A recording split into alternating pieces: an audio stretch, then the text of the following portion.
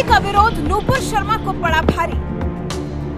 एक मुफ्ती के विरोध से झुक गई बीजेपी सरकार। कौन है वो मौलवी जिनकी वजह से नूपुर शर्मा बर्खास्त?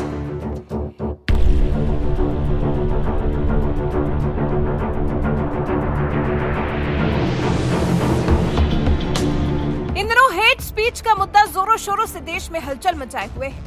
बड़ी बात यह है कि इसका असर पूरी दुनिया पर देखने को मिल रहा है, खासकर अरब देशों पर। बीजेपी की प्रवक्ता नूपुर शर्मा ने पैगंबर मोहम्मद को लेकर जो तीखी टिप्पणी की, उसके बाद से देश को, केंद्र पर बैठी बीजेपी को दुनिया भर से आलोचनाओं का सामना करना पड़ रहा है।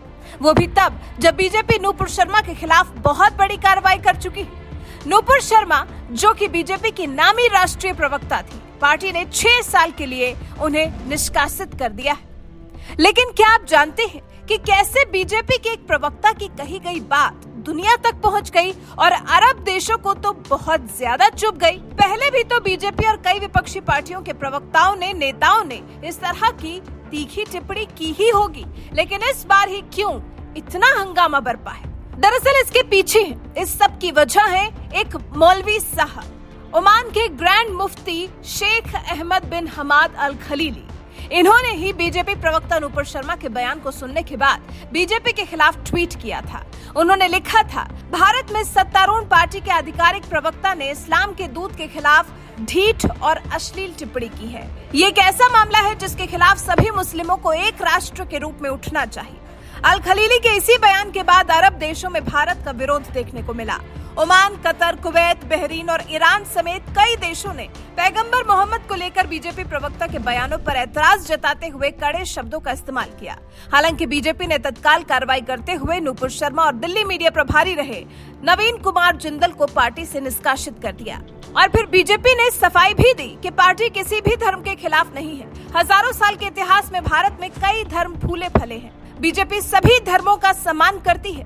बीजेपी किसी भी धर्म के अपमान की कड़ी निंदा करती है। आजादी के 75वें साल पर हम भारत को एक महान देश बनाने में लगे हैं, जहां हर व्यक्ति सम्मान के साथ रह सके। बीजेपी इस तरह के किसी भी विचारधारा का समर्थन नहीं करती है। ओमान में भारतीय दूतावास ने भी इस बयान को रीट्वीट किया, लेकिन तब तक ओमान के ग्रैंड मुफ्ती शेख अहमद बिन हमाद अल खलीली के बयान का इतना व्यापक असर हो चुका था कि दुनिया में हर तरफ से बीजेपी के खिलाफ आवाजें मुखर हो रही थी। ऐसे में सवाल ये उठता है कि आखिर ग्रैंड मुफ्ती शेख अहमद बिन हमाद अल खलीली है कौन, जिनकी बात का दुनिया भर के मुसलमानों पर ऐसा असर देखने को मिल रहा है? कौन है ओमान के ग्रैंड मुफ्ती?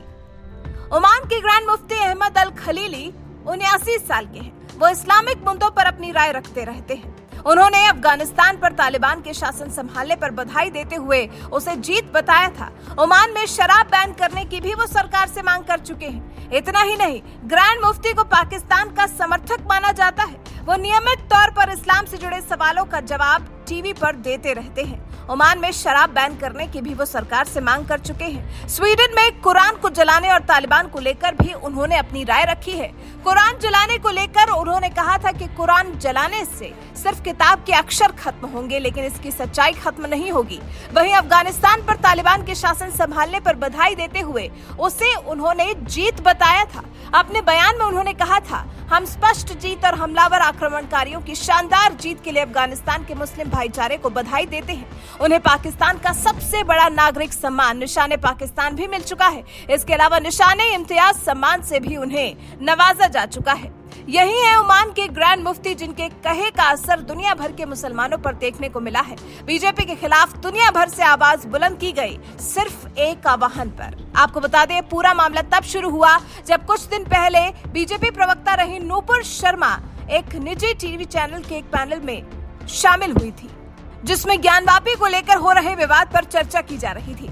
इसी दौरान जब नूपुर शर्मा ने अपनी बात रखी तो उसमें उन्होंने पैगंबर मोहम्मद को लेकर कुछ ऐसा कह दिया जो दुनिया भर के मुसलमानों को नागवार गुजर गया और उन पर पैगंबर मोहम्मद पर आपत्तिजनक टिप्पणी करने का आरोप लगाकर उनके खिलाफ कार्रवाई की मांग को लेकर उठती आवाज को और बुलंद कर दिया गया।